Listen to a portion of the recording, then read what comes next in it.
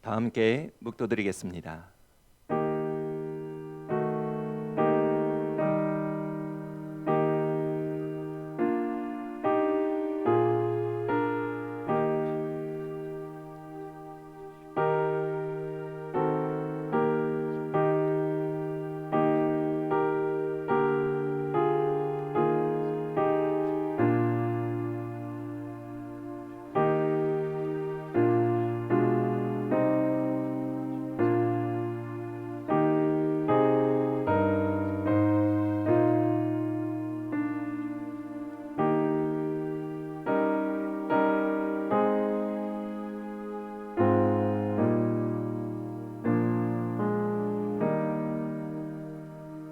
너는 마음을 다하여 여호와를 신뢰하고 내 명철을 의지하지 말라.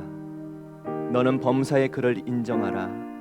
그리하면 내 길을 지도하시리라. 아멘. 사랑의 하나님, 오늘도 우리를 죄와 사망에서 구원하여 하나님의 거룩한 자녀가 되게 하여 주시고 하나님의 거룩한 자녀들에게 거룩한 성회를 지키며 예배하게 하시니 감사를 드립니다. 이 시간 영과 진리로 드려지는 우리 예배를 통해 하나님의 귀한 음성을 듣게 하여 주시고 우리의 거룩한 백성으로, 하나님의 거룩한 믿음의 백성으로 세상에서 빛으로 소금으로 살아가는 우리 모두가 되게 하여 주시옵소서. 또한 이번 한 주간도 주님이 보여주시는 생명의 길에서 이탈하지 않도록 날마다 믿음의 선한 싸움을 싸우게 하여 주시고 우리가 달려갈 길을 마치기까지 지치지 않도록 우리를 주님의 의로운 오른손으로 붙들어 주시옵소서.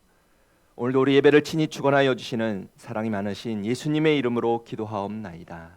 아멘. 다 같이 기립하셔서 찬송가 39장 찬양 드리겠습니다.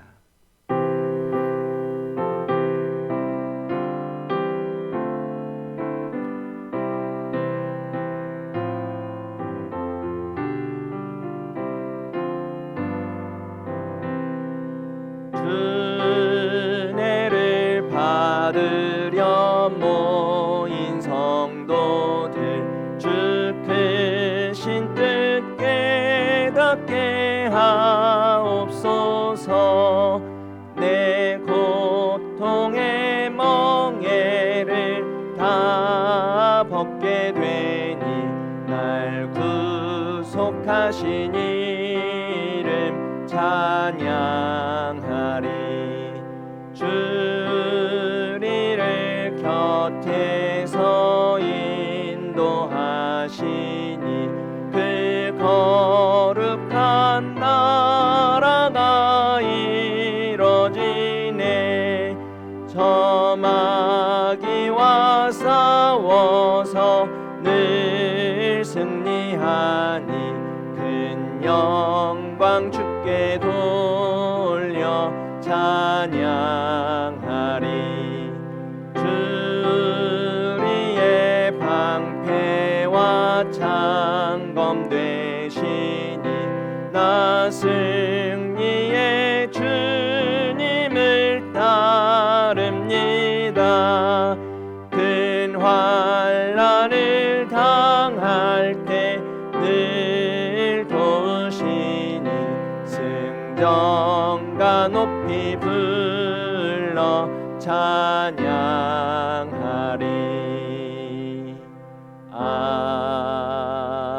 아멘.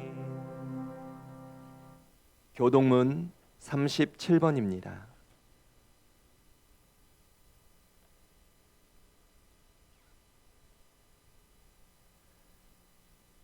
지존자의 은밀한 곳에 거주하며 나는 여호와를 향하여 말하기를 그는 나의 피난처요 나의 요새요 내가 의뢰하는 하나님이라 하리니.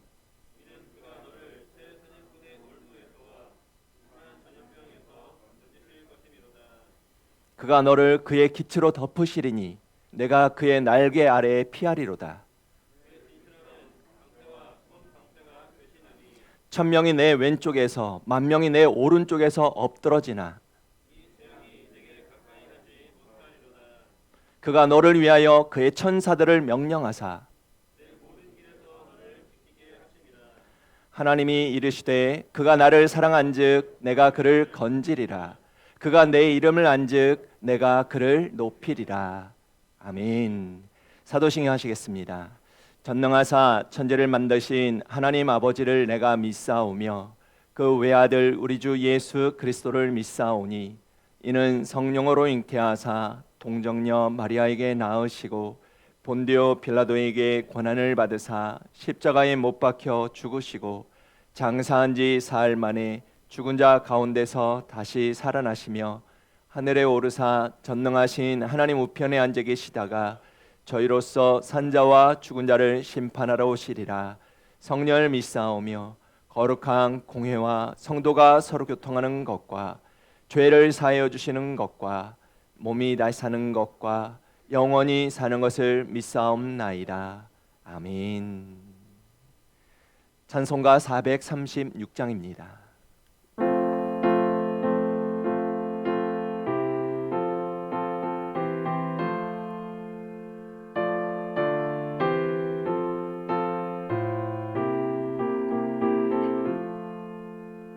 나 이제 주님의 새 생명 얻은 몸 옛 것은 지나고 새 사람이로다. 그 생명 내 맘에 강같이 흐르고 그 사랑 내게서 해같이 빛난다. 영생을 누리며 주 안에 살리라. 오늘도 내일도 주 함께 살리라. 주 안에 감추인 새 생명 얻으니 이전에 좋던 것 이제는 값없다. 하늘의 은혜와 평화를 맛보니 찬송과 기도로 주 함께 살리라. 영생을 누리며 주 안에 살리라.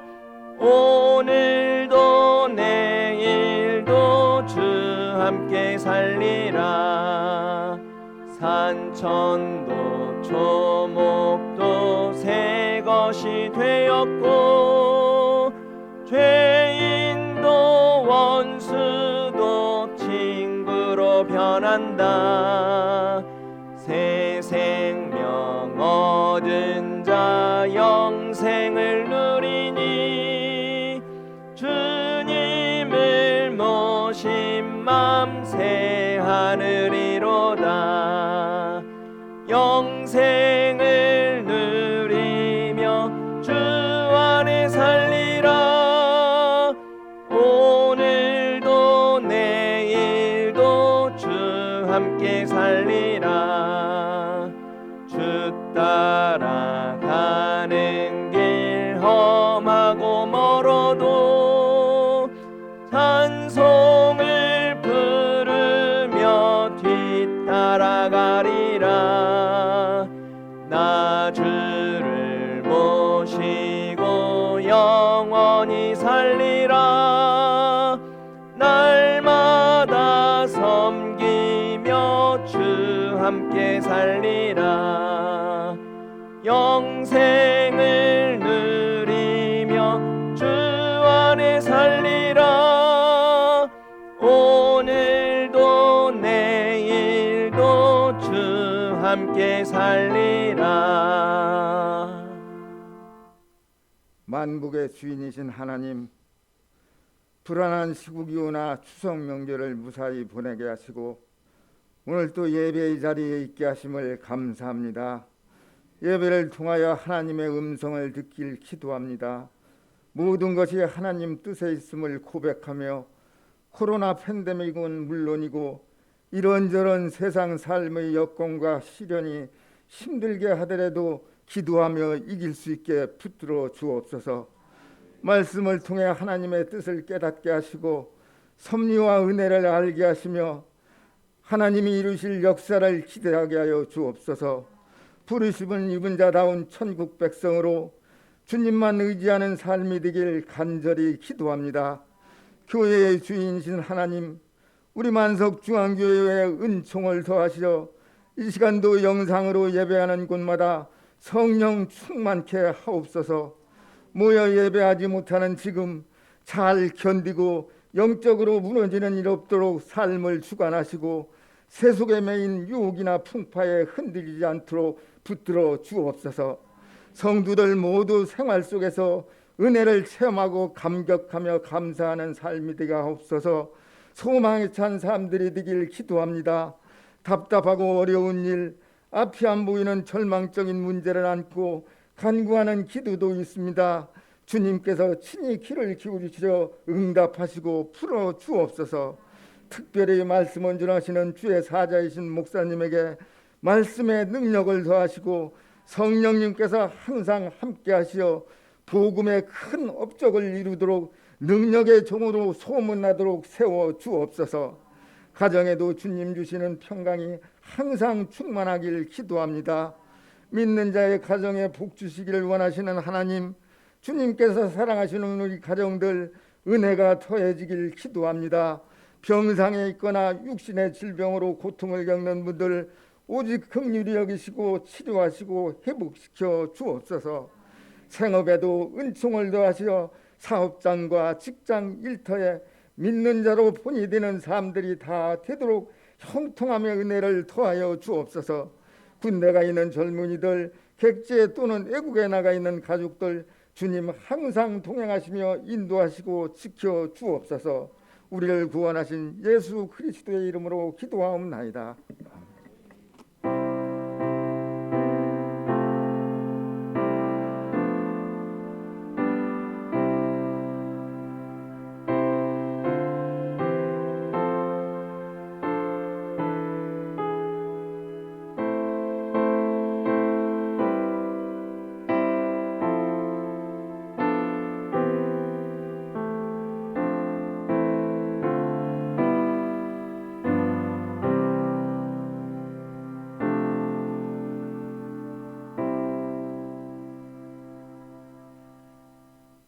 교회의 소식을 전해드리겠습니다.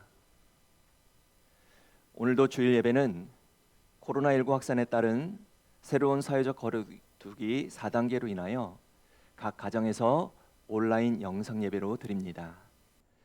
온라인 영상 예배는 유튜브에서 만석중앙교회를 입력하신 후에 주일 오전 11시에 가족들과 함께 영상 예배를 드리시면 되겠습니다. 아래 영상 예배를 위한 가이드 내용도 잘 참고해 주시기를 바랍니다. 사회적 거리두기 4단계에도 종교시설에 대한 정규 종교활동은 수용 인원의 10% 이내로 적용되어 주중에 새벽 예배를 드리고 있습니다. 새벽 예배 외에 주중에 드리는 수요 저녁 예배와 금요 기도회는 추후 광고가 있을 때까지 모임이 없습니다. 이번 주 10월 1일 전교인 월삭 새벽 기도회는 사회적 거리두기 4단계 적용으로 인하여 평소처럼 새벽 예배로 드리겠습니다. 다음 주 10월 3일 주일 예배 또한 사회적 거리두기 4단계가 적용됨에 따라 주일 오전 11시에 온라인 영상 예배로 드립니다. 10월달 교회 청소로는 한나회에서 수고해 주시겠습니다. 9월달을 위한 중보 기도 제목을 위해서도 이번 주 마지막 함께 중보해 주시면 감사하겠습니다.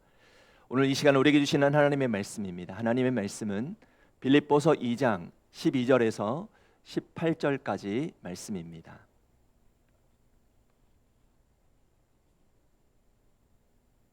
제가 가지고 있는 신약성경 319페이지에 있는 빌립보서 2장 12절에서 18절까지 말씀을 한 절씩 나눠보겠습니다. 12절 제가 먼저 읽겠습니다. 그러므로 나의 사랑하는 자들아, 너희가 나 있을 때뿐 아니라 더욱 지금 나 없을 때에도 항상 복종하여 두렵고 떨림으로 너희 구원을 이루라.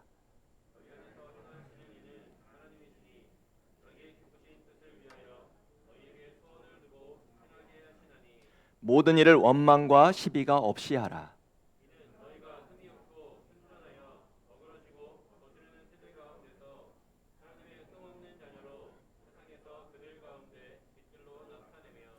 생명의 말씀을 밝혀 나의 다름질이 헛되지 아니하고 수고도 헛되지 아니하므로 그리스도의 날에 내가 자랑할 것이 있게 하려 함이라.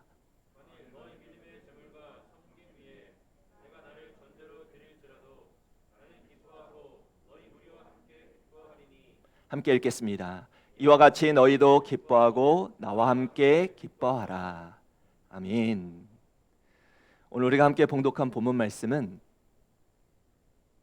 지난주에 이어 사도 바울이 빌립보 교회 성도들에게 전하고 있는 복음의 서신서로서 다툼에 생긴 빌립보 교회 성도들에게 예수 그리스도의 마음으로 교회가 하나가 되어야 함을 강조한 뒤에 이어서 하나님의 흠없는 자녀들로서 세상의 빛으로 살아야 함을 강조해 주신 말씀입니다.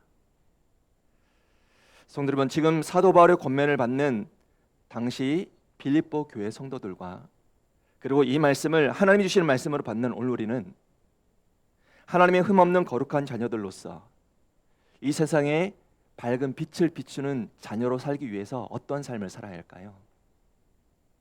오늘 우리가 하나님의 흠없는 자녀로 살기 위해서 잊지 말고 기억해야 될 큰 두 가지가 있습니다. 하나님의 흠없는 자녀로 살기 위해서는 첫째, 두렵고 떨림으로 구원을 이루며 살아야 한다는 것입니다. 오늘 본문 12절 말씀을 보시길 바랍니다. 그러므로 나의 사랑하는 자들아, 너희가 나 있을 때뿐 아니라 더욱 지금 나 없을 때에도 항상 복종하여 두렵고 떨림으로 너희 구원을 이루라 했습니다. 성도 여러분, 지금 사도 바울이 빌립보 교회 성도들을 향하여 권면하고 있는 말씀이 무엇입니까? 너희는 항상 복종하여 두렵고 떨림으로 너희 구원을 이루며 살라고 권면한 것입니다. 그런데 너희 구원을 이루라는 이 말씀이 오늘 우리에게 조금 어색하게 들려올 때가 있습니다. 왜겠습니까? 우리는 지금까지 구원을 이룬다는 이 말보다는 구원을 받았다는 말이 더 익숙한 삶을 살아왔기 때문입니다. 그렇다면 지금 사도 바울이 빌립보 교회 성도들에게 너희 구원을 이루라고 말하는 그 말씀의 의미는 뭘까요? 이 말씀의 의미는 우리가 예수님을 믿고 구원을 받게 된 것은 구원의 완성이 아니라 이제 시작이 되었다는 사실을 말씀해 준 것입니다. 즉 우리는 아직 하나님의 나라의 자녀답게 하나님 나라의 백성다운 모습으로 살아가지 못하기 때문에 구원받은 우리는 끊임없이 하나님 나라의 백성답게 자라가야 한다고 말씀하고 있는 것입니다.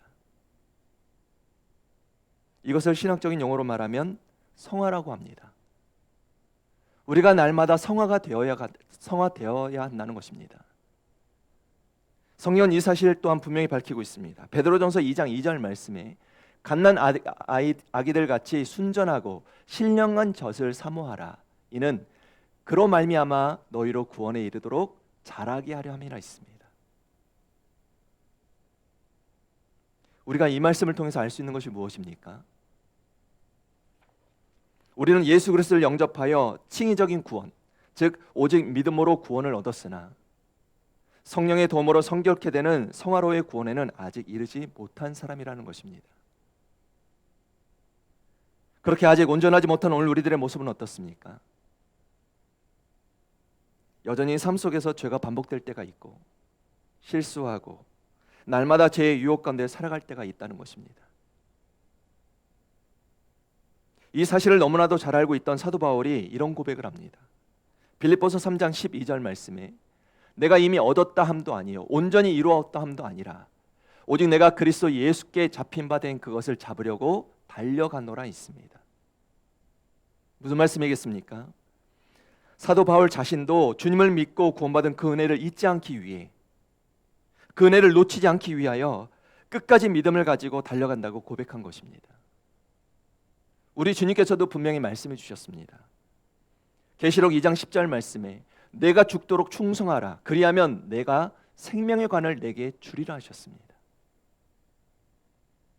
무슨 말씀이겠습니까? 너희는 완전한 구원에 이르도록 중도의 믿음을 잃어버리지 말고 끝까지 충성된 믿음으로 살라고 말씀해 주신 것입니다.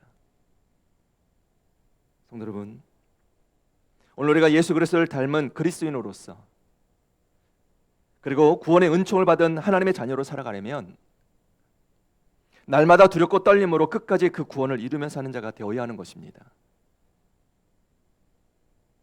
이 말을 좀 더 확대 해석하면 이제 우리가 구원을 받았으니 사탄의 종노릇을 하지 말고 자유를 누리며 살아야 한다는 것입니다. 즉 더 이상 죽음과 죄의 노예가 되지 말고 그리스도 안에서 참 자유를 누리며 행복하게 살아야 한다는 것이고, 이기심이나 자기 자랑, 자기 잘남, 싸움으로 부러워하지 말고 그리스도를 닮은 성숙한 신앙인들이 되어서 오늘도 세상 속에서 선한 영향력을 드러내며 살아야 함을 말씀해 주시는 것입니다. 물론 우리가 구원을 이루며 사는 것은 우리의 힘이나 노력으로 이룰 수 있는 것이 아닙니다. 그렇다면 우리가 온전히 구원받은 하나님의 자녀로, 그리고 성화된 백성으로 살기 위해서는 어떻게 살아야 할까요? 오늘 본문에 우리에게 두 가지 방법을 가르쳐 주고 계십니다. 우리가 온전한 구원을 이루기 위한 방법입니다. 첫째는 항상 하나님의 말씀에 복종하는 삶을 살아야 한다는 것입니다. 지금 사도 바울이 빌립보 교회 성도들에게, 그리고 오늘 우리에게 온전한 구원을 이루기 위해 우리에게 권면하고 있는 말씀은 어떤 말씀이겠습니까? 본문 12절 말씀을 다시 보시길 바랍니다. 항상 복종하여 두렵고 떨림으로 너희 구원을 이루라 있습니다. 첫 번째로 지금 강조하고 있는 것이 항상 복종하라는 것입니다. 지금 이 말씀을 받는 빌립보 교회 성도들은 이미 구원을 받은 사람들입니다. 즉 빌립보 교회 성도들은 이미 예수님을 구주로 믿어 하나님의 말씀을 따르는 자들이었는데, 그런데 자신에게 복음을 전했던 사도 바울이 지금 로마 감옥에 갇혀 있을 때 교회 공동체가 어떤 모습을 보이기 시작합니까? 하나님의 말씀을 끝까지 따르지 아니하고 서로 다투고 분열을 일으키기 시작했던 것입니다. 그래서 사도 바울은 빌립보 교회 성도들에게 항상 하나님의 말씀에 귀를 기울여 말씀에 복종하라고 권면의 말씀을 전했던 것입니다. 그렇다면 당시 빌립보 교회 성도들이 항상 복종을 해야 되는 삶의 모범을 보이는 사람은 어떤 사람이었을까요? 여기 항상 복종하여라는 이 말씀은 우리가 지난주와 함께 말씀을 나누었던 빌립보서 2장 8절에 나오는 말씀으로, 사람의 모양으로 나타나사 자기를 낮추시고 죽기까지 복종하셨으니 곧 십자가의 죽으심이라 있습니다. 즉 이 말씀에 나오는 복종과 같은 의미로 죽기까지 복종하신 예수님을 말씀하는 것이었습니다. 다시 말해 이 말씀은 예수님이 죽기까지 하나님의 말씀에 복종하셨던 것처럼 너희도 그리스도인으로서 온전한 구원을 이루기까지 하나님의 말씀을 항상 잘 듣고 순종하며 살라고 권면했던 것입니다. 하지만 안타깝게도 당시 빌립보 교회 성도들은 하나님의 말씀대로 살지 못하고 서로 다투기 시작하고 분열을 일으켰습니다. 그럼 왜 말씀대로 순종하지 못하고 서로 다투고 분열을 일으켰을까요? 하나님의 말씀을 듣기 위해서는 항상 좋은 밭을 준비해야 되는데, 길과 같은 마음, 돌밭과 같은 마음, 가시떨기와 같은 마음을 가지고 살게 되면 하나님의 말씀에 들려오지 않기 때문에 말씀대로 살기가 어려워지는 것입니다. 성도 여러분, 오늘 우리는 온전한 성화를 이루기 위해, 온전한 구원을 이루어가는 믿음의 성도로서의 삶을 살기 위해 날마다 우리 삶에 들려주시는 하나님의 말씀에 귀를 기울이고 복종하는 자가 되어야 할 줄로 믿습니다. 잊지 마시길 바랍니다. 오늘도 하나님의 말씀에 복종하고 살면 죄를 이기고 자유를 누릴 수 있습니다. 말씀대로 복종하면 평화를 누리고 행복한 삶을 살 수가 있습니다. 즉 더 이상 사탄의 종노릇을 하지 않게 되는 것입니다. 그리고 오늘 나에게 능력이 없다고 불안해하거나 두려워하지 않게 됩니다. 예를 들어 항상 하나님의 말씀으로 무장하여 성화되어 가면 나에게 능력이 없어서 절망하게 될 때 불안해하지 않습니다. 왜이겠습니까? 주님께서 오늘 우리에게 분명히 주신 말씀이 있기 때문입니다. 마가복음 9장 23절 말씀에 할 수 있거든이 무슨 말이냐? 믿는 자에게는 능히 하지 못할 일이 없느니라 하셨습니다. 이 말씀을 그대로 믿고 순종하고 살면 우리 주님이 주시는 새 힘을 얻게 되어 참 자유를 누리며 살게 되기 때문입니다. 또한 오늘 우리가 미래의 불확실 앞에 두려워 떨며 사단의 노예가 되어가고 있을 때에도 하나님께서 우리에게 주시는 말씀을 묵상하고 그 말씀을 붙들기 시작하면 우리는 죄의 노예가 되지 않는 자유인의 삶을 살게 되는 것입니다. 성경 분명히 말씀합니다. 잠언서 3장 25절 26절 말씀에 너는 갑작스러운 두려움도 악인에게 닥치는 멸망도 두려워하지 말라. 대저 여호와는 내가 의지할 이시니라. 내 발을 지켜 걸리지 않게 하시리라 있습니다. 이 말씀이 내게 주시는 말씀으로 들려지고 그 말씀에 복종하고 살면 두려움은 어느덧 사라지게 되고 희망과 기대가 생겨 두려움으로부터 자유를 누릴 수가 있게 되는 것입니다. 성도님, 혹시 세상의 염려와 근심에 짓눌려 계십니까? 여전히 하나님의 말씀을 거부하는 수많은 정보들로 마음이 가득하고 환난과 박해, 세상의 염려와 재물의 유혹으로 말씀을 듣지 못하면 오늘 우리는 온전한 구원을 이루지 못하게 되는 것입니다. 성경은 우리에게 분명히 말씀하고 계십니다. 빌립보서 4장 6절 7절 말씀에 아무것도 염려하지 말고 다만 모든 일에 기도와 간구로 너희 구할 것을 감사함으로 하나님께 아뢰라. 그리하면 모든 지각에 뛰어난 하나님의 평강이 그리스도 예수 안에서 너희 마음과 생각을 지키시리라 하셨습니다. 하나님, 오늘 우리 모두에게 들려주시는 이 말씀에 귀를 기울이시고 하나님의 말씀대로 세상 일로 더 이상 염려하지 마시고 우리가 구해야 될 것을 감사함으로 기도하여 하나님께서 허락하여 주시는 평강의 은혜를 누리며 날마다 구원의 축복을 이루며 사는 주님의 자녀들이 되시기를 바랍니다. 우리가 두렵고 떨림으로 구원을 이룰 수 있는 두 번째 방법이 있습니다. 바로 하나님의 임재를 의식하며 사는 것입니다. 사도 바울이 온전한 구원을 이루기 위해 두 번째로 강조하고 있는 말씀이 무엇입니까? 12절 하반절을 보시길 바랍니다. 두렵고 떨림으로 너희 구원을 이루라 있습니다. 지금 너희 구원을 어떻게 이루라고 하고 말씀하고 계십니까? 두렵고 떨림으로 이루라는 것입니다. 여기 두렵고라는 이 단어는 놀람, 존경, 경외를 의미하는 말로 누군가를 두려워하거나 혹은 경외한 마음으로 서 있는 것을 말하는데 이 말은 특히 하나님과 하나님의 전능하신 역사 앞에 서 있는 사람의 모습을 묘사해주고 있는 말씀입니다.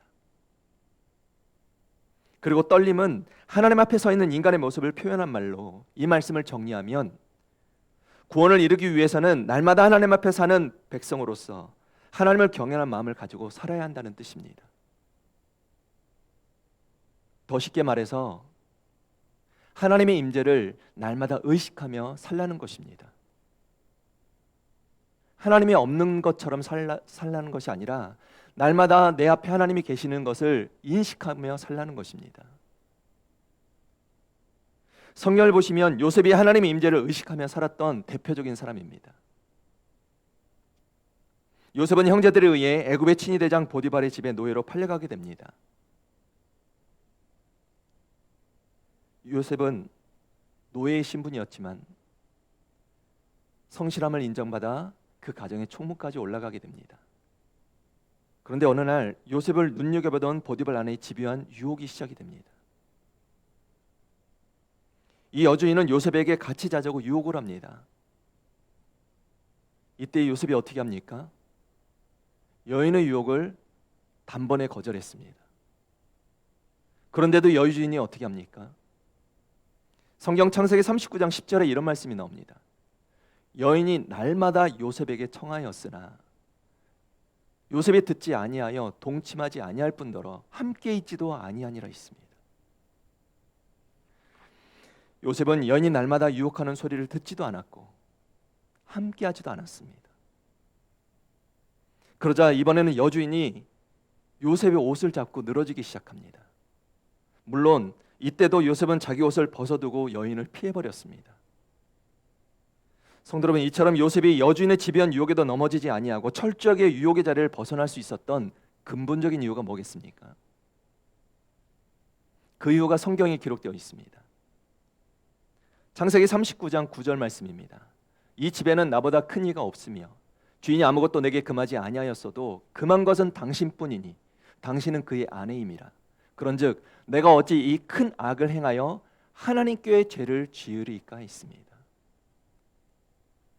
우리가 이 말씀을 통해서 알 수 있는 것이 무엇입니까? 요셉은 여인의 유혹에 넘어가는 것을 사람에게만 죄를 짓는 것으로만 이해한 것이 아니라 하나님께 죄를 짓는 것으로 생각했다는 것입니다. 즉 요셉은 하나님의 임재를 의식하며 항상 살았던 것입니다. 이처럼 보는 사람이 있든 보는 사람이 없든 하나님의 임재를 의식하며 살면 우리는 더욱더 성숙한 신앙인으로서 구원을 이루는 자가 될 수 있는 것입니다. 오늘 우리가 하나님의 구원받은 백성으로 살아가려면 세상의 수많은 유혹 앞에 단호히 거절할 수 있어야 한다는 것입니다. 즉 죄를 미워하시는 하나님의 임재를 의식하며 살아야 한다는 것입니다. 잊지 마시길 바랍니다. 세상의 유혹에 넘어지면 더 좋은 미래가 보장되지 않습니다. 사명을 이루지 못하게 되고 성공하지 못합니다. 추해집니다. 가정이 파괴됩니다. 명예와 권력을 잃게 되고 가난해집니다. 질병에 걸립니다. 실력이 올라가지 않습니다. 그렇게 인생이 초라해지게 되는 것입니다.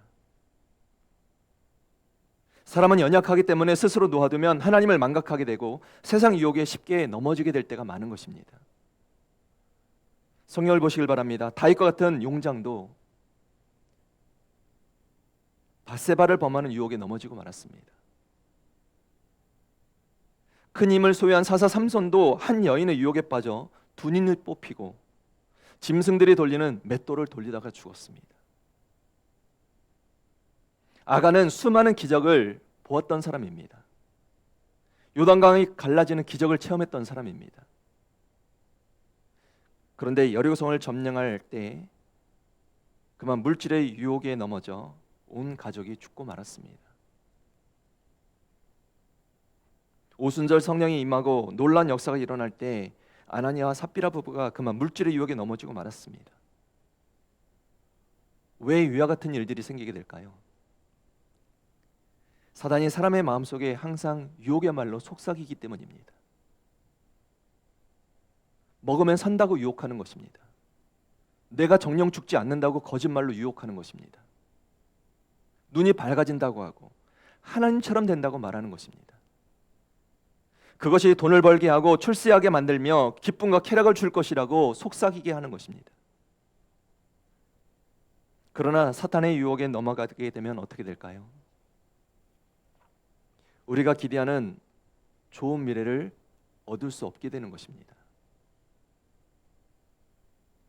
그러므로 오늘 우리는 하나님의 거룩한 백성으로 그리고 구원받은 자녀로 살아가기 위해 언제나 하나님의 임재를 의식하며 살아야 할 줄로 믿습니다.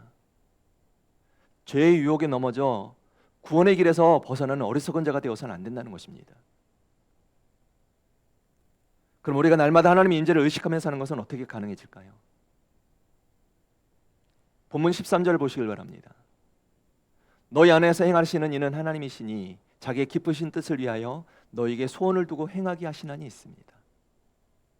무슨 말씀이겠습니까? 성도가 두렵고 떨림으로 구원을 이룰 수 있도록 그들 안에 하나님께서 거하시고 하나님의 기쁘신 뜻을 위하여 소원을 두고 행하시기 때문이라는 것입니다. 좀 더 쉬운 말로 구원을 이루는 성화의 근거가 바로 우리 안에서 역사하시는 하나님께 있음을 말씀해 주신 것입니다. 하나님은 오늘 우리 안에서 구원을 이뤄갈 수 있도록 그렇게 날마다 성령으로 도와주신다는 것입니다. 13절 하반절을 다시 보시길 바랍니다. 자기의 기쁘신 뜻을 위하여 너희에게 소원을 두고 행하게 하시나니 있습니다. 즉 구원을 이루는 것은 내 뜻이 아니라 바로 하나님의 뜻이라는 것입니다. 그렇습니다. 하나님은 오늘도 하나님의 선하신 목적에 따라 각자에게 소원을 두시고 우리를 성화의 길로 인도해 주십니다. 그래서 우리가 하나님의 뜻으로 살아갈 때 하나님의 말씀을 묵상하며 하나님의 뜻 가운데 거하는 자가 될 때 성령의 열매인 사랑과 희락과 화평과 오래 참음과 자비와 양성과 충성과 온유와 절제 열매를 주렁주렁 맺게 되는 것입니다. 그리고 이처럼 성령의 열매를 맺게 된 사람이 가는 곳에서는 불화가 없어집니다. 갈등이 없어집니다. 다툼이 사라지는 것입니다. 분열이 없고 화평과 평강이 넘치게 되는 것입니다. 사랑하는 성도 여러분, 오늘 우리가 계속해서 하나님 임재를 의식하고 살면 예수님을 닮아가는 사람이 될 수가 있고, 그리고 성숙한 신앙인의 모습으로 평안함을 누리며 행복한 자유를 누리며 살게 되는 줄로 믿습니다. 지금 사도 바울이 너희가 항상 복종하여 두렵고 떨림으로 구원을 이루라는 이 말씀은 당시 빌립보 교회 성도들에게만 주시는 말씀이 아니라 오늘 우리 모두에게 주시는 하나님의 말씀임을 기억하시고 구원받은 하나님의 거룩한 믿음의 백성으로 항상 하나님의 말씀 앞에 복종하는 삶을 사시길 바랍니다.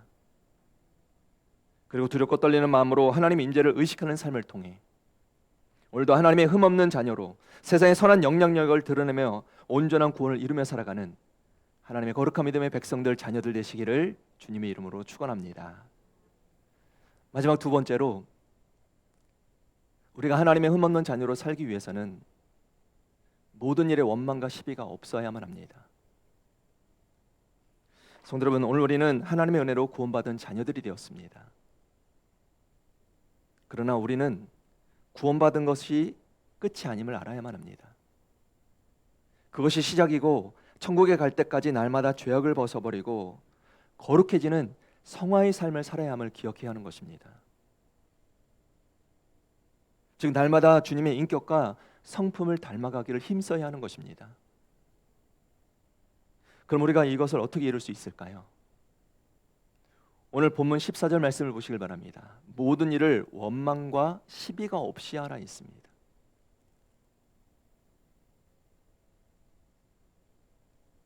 그럼 우리가 왜 온전한 성화를 이루기 위해 원망과 시비 없는 삶을 살아야 할까요? 원망과 시비가 있는 곳에는 성령님께서 역사하시지 않으시기 때문입니다. 그러므로 오늘 우리가 온전한 구원을 이루는 성화의 삶을 살려면 먼저는 원망하는 말들은 버려야 하는 것입니다. 여기 원망이라는 이 말은 불평, 불만, 낮은 목소리로 중얼거리다라는 뜻을 가지고 있습니다. 즉 누군가에 대하여 불평하는 마음을 품고 수군거리는 것입니다. 이런 모습은 우리 안에 계시는 성령님께 복종하는 삶을 사는 것이 아니라 도리어 사단의 이용물이 되는 것임을 기억해야 하는 것입니다. 즉 다른 사람이 한 일에 대하여 못마땅하게 여기거나 탓하거나 불평하는 것은 성령님이 기뻐하시지 않는다는 사실을 기억해야 한다는 것입니다. 그런데 하나님의 백성이라고 자부하던 이스라엘 백성들 보시길 바랍니다. 이들은 광야 40년 동안 끊임없이 원망만 하고 살았습니다. 광야 40년 동안 이스라엘 백성들의 대표적인 특징이 무엇입니까? 원망하는 삶이었다는 것입니다. 이들은 40년 동안 기회만 있으면 지도자 모세를 원망했습니다. 하나님을 원망했습니다. 광야 40년 동안 단 한 번도 굶지 않았고 못 먹어서 죽은 사람도 없고 심지어 의복도 신발도 해지지 않았습니다. 광야에서 마실 물을 못 먹어 죽는 사람도 단 한 사람도 없었습니다. 그런데도 이스라엘 백성들은 40년 동안 원망만 하고 살았습니다. 그 이유가 뭐겠습니까? 우리는 성경에서 아주 중요한 단서를 발견할 수 있습니다. 민수기서 11장 4절에 이런 말씀이 나옵니다. 그들 중에 섞여 사는 다른 인종들이 탐욕을 품음에 이스라엘 자손도 다시 울며 이르되 누가 우리에게 고기를 주어 먹게 하랴 했습니다. 즉 원망이란 말이 나오게 된 이유는 인간의 탐욕 때문이라는 것입니다. 만족할 줄 모르는 인간의 탐욕의 마음이 끊임없이 원망의 말을 만들어내게 되는 것입니다. 안타깝게도 오늘 우리 주변에도 원망해야 기가 살고 원망해야 살만 나는 사람들이 있다는 것입니다. 원망으로 자신의 잘남을 입증하려고 하는 사람들이 있다는 것입니다. 원망함으로 자신의 목적을 성취하려고 하는 사람들이 있다는 것입니다. 성도 여러분, 오늘 우리는 이런 원망의 말에 전염되어서는 안 됩니다. 잊지 마시길 바랍니다. 원망한다고 문제가 해결되는 것이 아닙니다. 성경을 보시길 바랍니다. 광야 이스라엘 백성들이 원망만 하며 살았는데 그들의 삶의 결과가 어떻습니까? 행복해졌습니까? 성경은 우리에게 분명히 말씀하고 있습니다. 고린도전서 10장 10절 말씀입니다. 그들 가운데 어떤 사람들이 원망하다가 멸망시키는 자에게 멸망하였나니 너희는 그들과 같이 원망하지 말라 했습니다. 이스라엘 백성들이 광야에서 망한 이유는 원망 때문이었던 것입니다. 즉 원망하는 삶에는 결과가 좋지 않은 것이 있다는 사실을 기억해야만 합니다. 문제는 자신만 불행해지는 것이 아닙니다. 다른 사람을 불행하게 만들고 더 나아가 공동체를 불행하게 만드는 것입니다. 안타깝게도 악한 사단은 이 사실을 잘 알고 있기 때문에 온갖 방법을 다 동원하여 오늘날 많은 믿음의 성도들을 원망하게 만들 때가 있습니다.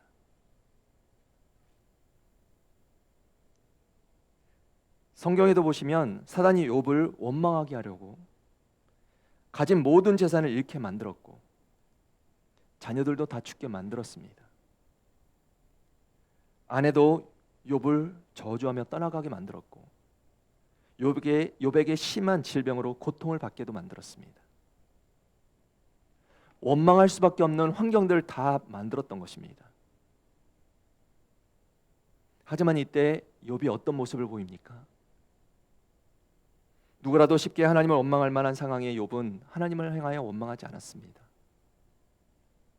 성경을 보시길 바랍니다. 욥기서 1장 22절 말씀입니다.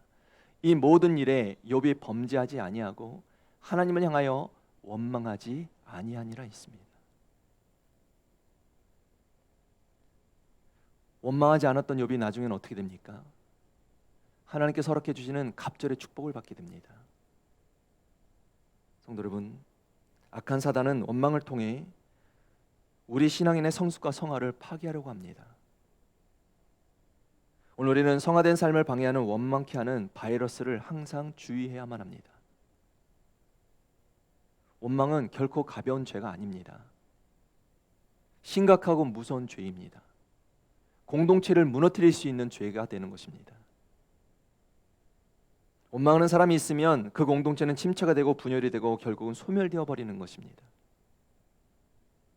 원망의 말이 나오면 그것은 하나님이 주시는 것이 아니라 악한 사단마귀가 나를 시험하는 달콤한 유혹이라고 생각하여 원망의 말에 동조하거나 원망의 늪에 빠지는 어리석은 자가 되어서는 안 됩니다. 오늘 우리는 원망하는 말보다는 언제나 상대방을 이해하고 인정하고 칭찬하는 말을 많이 해야 할 줄로 믿습니다. 온전한 성화를 이루기 위해서 우리가 두 번째로 기억해야 될 것이 있습니다. 그것은 바로 시비하지 않는 것입니다. 여기 성경에 말하는 시비란 의심, 논쟁, 말다툼을 의미하는 말로 악한 생각으로부터 나는 의심, 논쟁으로 인해 말다툼하는 것을 말합니다. 그래서 우리나라 국어사전에 보면 이 시비를 옳고 그름을 따지는 말다툼이라고 기록하고 있습니다. 성도 여러분, 우리가 잘 아는 바와 같이 원망이 자라게 되면 모든 일에 대해 의심하게 되고 논쟁하게 되며 결국에는 옳고 그름을 따지다가 다투기 시작한다는 것입니다. 왜 서로 다투기 시작할까요? 상대방을 적으로 보기 때문입니다. 예를 들어 정치인들은 끊임없이 상대방에게 시비를 겁니다. 무엇을 위한 시비입니까? 적어도 국민들을 위한 시비는 아닙니다. 상대를 죽이고 내가 살기 위한 시비를 거는 것입니다. 어떻게든 상대방을 넘어뜨리기 위해 자신이 승기를 잡기 위해 방해하는 것입니다. 그런데 만약 교회에도 시비를 거는 사람들이 많으면 교회가 어떻게 되겠습니까? 가정에서도 부모가 하는 일에 자녀들이 시비를 걸면 그 가정이 어떻게 되겠습니까? 회사에서도 직원들이 모든 일에 시비를 걸면 어떻게 되겠습니까? 공동체는 성장할 수 없습니다. 더 이상 밝은 미래를 기대할 수 없게 되는 것입니다. 성경을 보시길 바랍니다. 가인이 동생 아벨을 살해한 이유가 뭐겠습니까? 하나님이 동생 아벨의 제사를 받으시고 자신의 제사를 받지 않으심을 보고 시기심을 이기지 못하여 동생 아벨을 죽였던 것입니다. 이스라엘 초대왕 사울이 왜 비참한 삶을 살게 되었을까요? 다윗을 시기하며 살았기 때문입니다. 그래서 성경은 우리에게 분명히 말씀합니다. 야고보서 3장 16절 말씀에 시기와 다툼이 있는 곳에는 혼란과 모든 악한 일이 있음이라 했습니다. 성도 여러분, 오늘 우리는 하나님의 흠없는 구원받은 백성답게 모든 일에 원망과 시비가 없는 삶을 살아야 할 줄로 믿습니다. 잘 될 때만 그러는 것이 아니라 그렇지 않을 때에도 원망과 시비가 없어야 하는 것입니다. 예를 들어 큰 일이든 작은 일이든 교회에서 봉사하는 일이나 구제하는 일이나 선교하는 일이나 안내하거나 예배하거나 기도하는 방식에도 원망하거나 시비하는 일이 없어야 한다는 것입니다. 이처럼 우리가 모든 일에 원망과 시비가 없이 살아야 되는 이유가 뭐겠습니까? 그 이유가 성경에도 나옵니다. 15절 보시길 바랍니다. 이는 너희가 흠이 없고 순전하여 어그러지고 거스리는 세대 가운데서 하나님이 흠없는 자녀로 세상에서 그들 가운데 빛들로 나타내며 있습니다. 무슨 말씀입니까? 너희가 바로 이 세상 가운데 하나님의 흠없는 자녀들로서 세상의 빛으로 보내심을 받았기 때문이라는 것입니다. 그러므로 세상의 빛으로 보내심을 받은 너희는 원망하거나 시비하는 자가 되어서는 안 된다는 것입니다. 오늘 우리가 빛을 드러낼 세상은 어떤 세상입니까? 오늘 본문에 보시면 이 세상은 어그러지고 거스르는 세대라고 있습니다. 여기 어그러지고라는 이 말씀은 구분, 삐뚤어진, 성실치 못한, 사악한, 불공평한, 무정한이라는 뜻이 있습니다. 그리고 거스른다는 이 말은 왜곡하는, 그릇되게 하는, 타락시키는, 돌아서다는 뜻이 있습니다. 즉 이 세상은 정도에서 벗어난 타락한 세상이 되었다는 것입니다. 이런 타락한 세상에서 구원받은 하나님의 자녀들이 어떤 삶을 살아야 한다는 것입니까? 세상 사람들과 똑같이 원망하거나 시비하는 삶을 살지 말고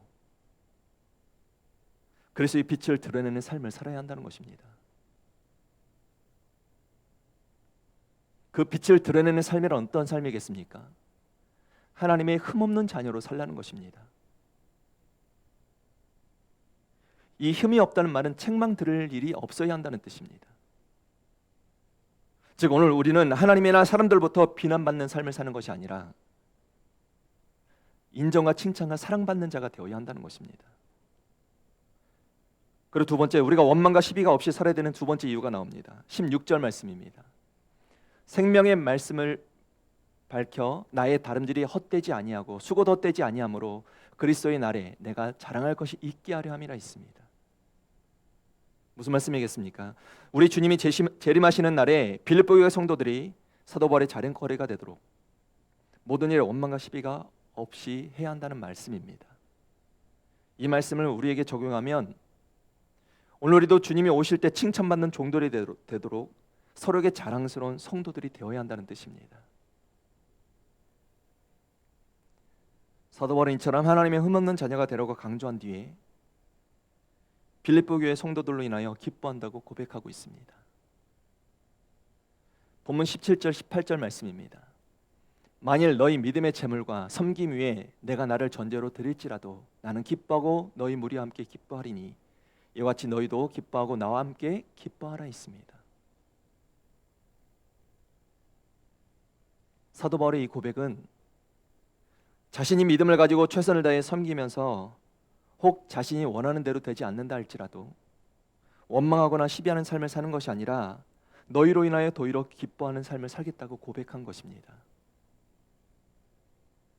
성도 여러분, 오늘 우리도 사도 바울처럼 모든 일에 원망과 시비가 없는 성숙한 신앙인의 모습을 갖추어야 할 줄로 믿습니다. 오늘 우리에게 주신 이 말씀을 잊지 마시고 오늘 우리도 하나님의 흠없는 자녀가 되도록 모든 일에 원망과 시비가 없는 삶을 살아서 하나님께 그리고 세상 사람들에게 비난받지 아니하고 칭찬과 인정을 받으며 어그러지고 거스른 이 세상에서 빛으로 날마다 주님의 구원을 이루며 살아가는 하나님의 거룩한 믿음의 백성들 되시기를 주님의 이름으로 축원합니다. 말씀을 맺습니다. 사랑하는 성도 여러분, 우리는 하나님의 은혜로 구원받은 자녀들이 되었습니다. 중요한 사실은 구원받은 자녀들은 이제부터 성화되는 삶을 살아야 한다는 것입니다. 날마다 구원을 이루며 살아야 한다는 것입니다.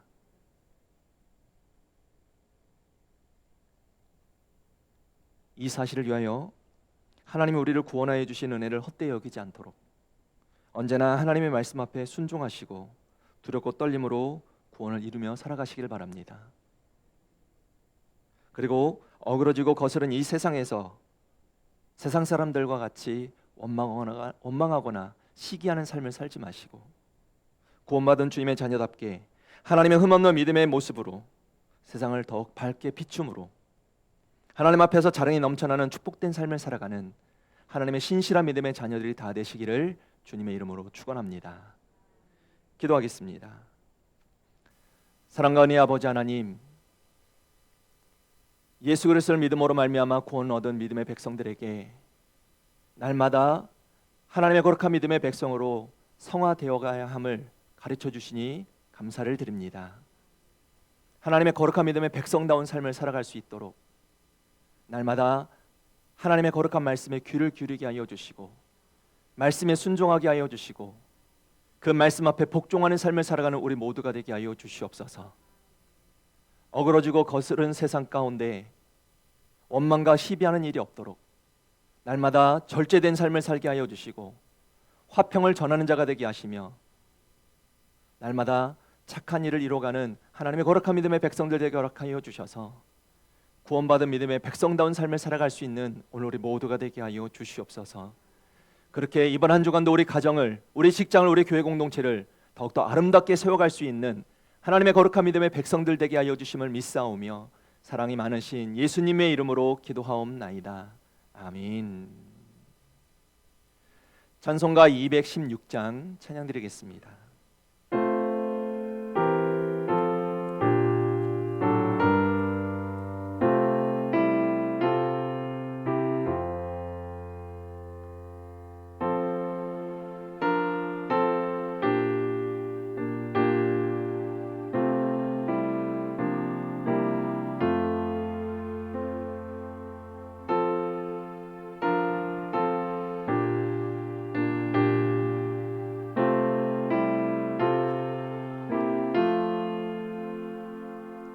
내 머리 숙여서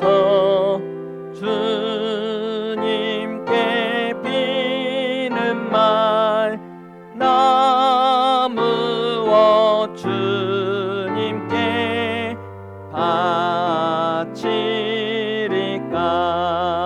바치리까 만가지 은혜를 받았으니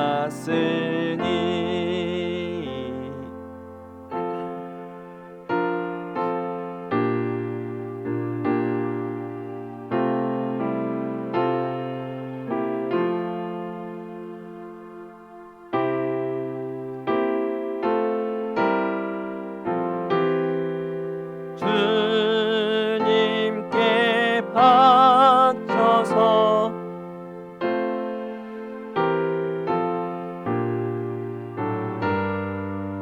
늘 살겠네.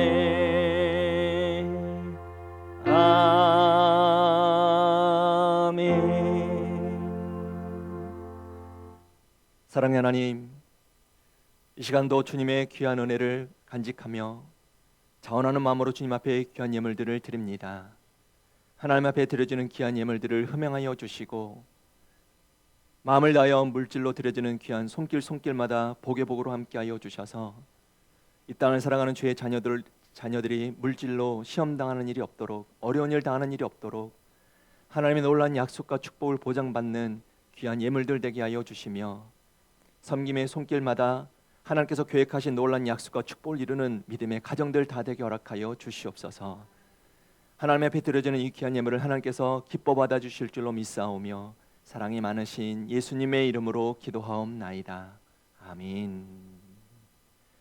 다 같이 기립하셔서 오늘 우리에게 주신 말씀 기억하시면서 내 눈 주의 영광을 보내 우리 가사를 생각하시면서 함께 찬양하시고 축도로 예배 마치겠습니다. 내 눈 주의 영광을 보내 내 눈 주의 영광을 보내 우리 가운데 계신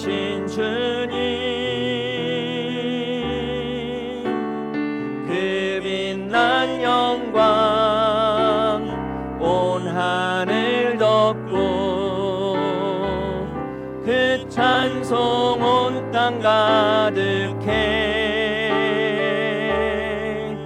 내는 주의 영광을 보내 찬송 가운데 서신 주님의 얼굴은 온 세상 향하네 권능의 팔을 드셨네 주의 영광 이곳에 가득해 우린 선의 주님과 함께 찬양하며 우리는 전진하리 모든 열방 주 볼 때까지 다시 우리 가사를 생각하시며 찬양합니다. 내는 주의 영광을 보내 우리 가운데 계신 주님 그 빛난 영광 온 하늘 덮고 그 찬송 온 땅 가득해 내는 주의 영광을 보내 찬송 가운데 서신 주님의 얼굴은 온 세상 향하네 권능의 팔을 드셨네 주의 영광 이곳에 가득해 우린 선의 주님과 함께 찬양하며 우리는 전진하리 모든 열방 주 볼 때까지 모든 열방 주 볼 때까지 하늘 아버지 우리 새롭게 하사 열방 중에서 주를 섬기게 하소서 모든 나라 일어나 찬송 부르며 영광의 주님을 보게 하소서 주의 영광 이곳에 가득해 우린 선의 주님과 함께 찬양하며 우리는 전진하리 모든 열방 주 볼 때까지